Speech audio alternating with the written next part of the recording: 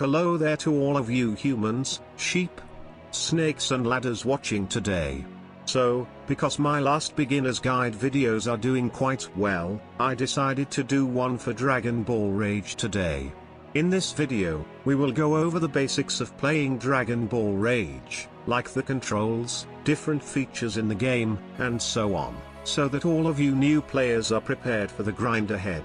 Before we begin the video, if you haven't already, make sure to subscribe to my channel, and also turn on all notifications, so that you get to know first when I upload videos, shorts, or live stream. Also, let me know down in the comments what you think of Dragon Ball Rage as a game. Alright, let's get into the video. So the first thing I'll show you is the basic controls. There is actually an in-game section that displays the controls on your device. Click on the menu button displayed above your health bar, click to the right a bit, and voila! The basic controls for your specific device will be shown here. It changes automatically whether you're on PC, mobile, tablet or Xbox. Now what this is actually most important for is training.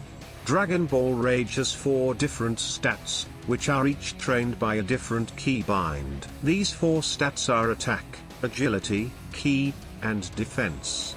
There's another one as well, but we'll touch on that later. So, these 4 here are actually the keybinds you'll need to train. Ki Blast trains your ki at the cost of energy, Combat trains both your attack and agility, and, well, Defense trains your defense, also at the cost of energy. And to recharge your energy, you'll need to charge it. Another fundamental control of the game is to fly.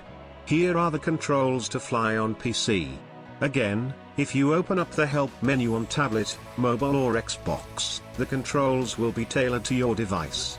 Flying is also another way of training your agility, which is cool. Now next, in order to transform in the game once you attain a form, this is how you do it on PC. There are 2 methods of transforming, which are long and short transformations. Long transformations are more cinematic and look cooler, while short transforming is basically just a way to transform quickly. The last fundamental control is locking on. You'd use this in a fight, in order to help yourself aim at an opponent. It basically just forces your camera to aim at a person of your choosing, which is a big help if you're in a combat situation. So next, we'll go over skills, which are basically special attacks you can use in fights. There are 2 types of skills, combat and energy. Combat attacks are used when close to an opponent, and energy skills are used when at a distance from opponents. And this is where the real cool stuff is. Here is where you'll find all your transformations. Transformations are best used to increase your stats to help fight enemies, and some can even be used to help you train faster.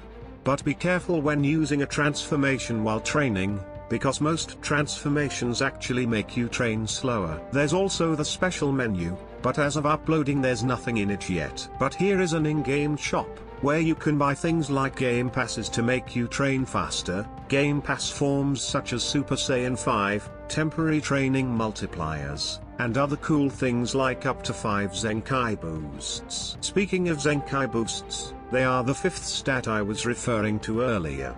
So you can get a maximum of 45 Zenkai boosts. With each Zenkai, you train a little bit faster, your maximum stat capacity increases, and with certain Zenkais, you can get access to brand new forms that you couldn't use before. To get Zenkais, you need to reach a certain amount of stats. I will post various resources including a video showing each Zenkai's stat requirement in the comments, so check those out as well if you'd like. Next, let's discuss worlds. So you won't have access to most worlds straight off the bat, but certain worlds make you train faster in certain areas. I won't go too far into detail there, but among the resources I'll post in the comments will be a video showing you how to train as fast as possible, and that video will give you all of the world information you'll need. You can also create a party and invite your friends, so you know where they are, and you also can't damage each other while in a party together. You could even invite the whole server if you wanted to be a proprietor of peace and civility. And finally, the last thing we'll cover are the various NPCs in the game that you can fight. There are two bosses as of this video, those being Goku and Carl the Farmer. They're both only to be fought if you're confident in your power, so beware of them. I will put videos in the description showing exactly where they are. And the final NPC enemies are Cybermen, which are just regular enemies that I'm pretty sure anyone can defeat. Each NPC enemy gives you a fixed amount of stats for defeating them, so that's an extra added bonus. But I think that's all the basics of the game to cover today. There are a few other things I'll add to the video list in the comments, but they're not really mandatory enough to be added to the video, so using them is really up to you. But regardless, thank you for watching as always. If you found this video helpful or insightful at all, please make sure to subscribe and turn on all notifications, so that you don't miss out on my content in the future. We do all sorts on this channel, so you should definitely consider sticking around. But yeah, that's all from me. Sayonara, humans.